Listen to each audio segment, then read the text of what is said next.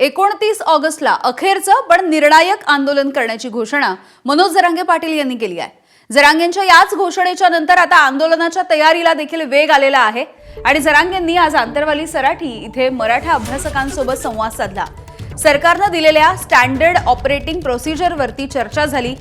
सरकारने हैदराबाद गॅझेटियर आणि OBC सवलतींचा GR काढला, त्यामध्ये काय बदल आणि सुधारणा करायच्या असा सवाल जरांगेंनी अभ्यासकांना विचारला।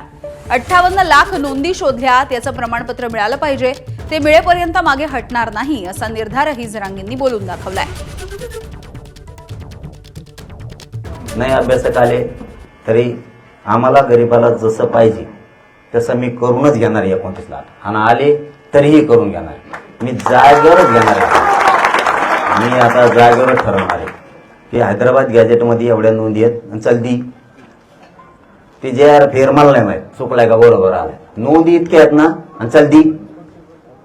अभ्यासकांना विश्वासात घेऊन हे करून करून बराच वेळ गेला, काही येतात काही नाही। मी माझ्या भूमिकेत चालणार आहे। 29 ऑगस्ट गॅझेटमध्ये एवढ्या नोंदी आहेत, ह्या दी कशा द्यायचं तू बघ तिकडे, या सत्य काय तिकडे नको काढू।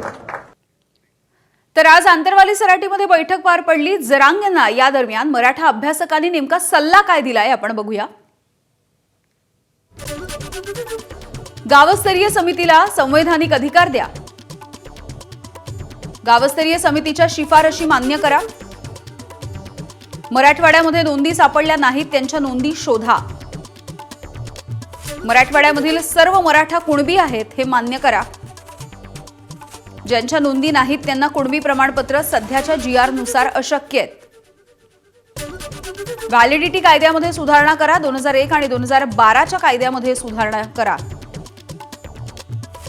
हैदराबाद गॅझेटियर मधील संख्येनुसार सर्वांना कुणबी प्रमाणपत्र मिळावी। अभ्यासकांनी या सूचना केलेल्या आहेत आणि या पद्धतीने पुढची रणनीती ठरवली जाते। तर मराठा आंदोलक मनोज जरांगे पाटील यांनी पश्चिम महाराष्ट्राचा दौरा केला आणि याच दौऱ्याच्या दरम्यान त्यांनी चलो मुंबईची पुन्हा एकदा हाक दिली आहे। यानंतर आता ओबीसी आंदोलक लक्ष्मण हाके यांनी देखील चलो मुंबईची हाक दिली।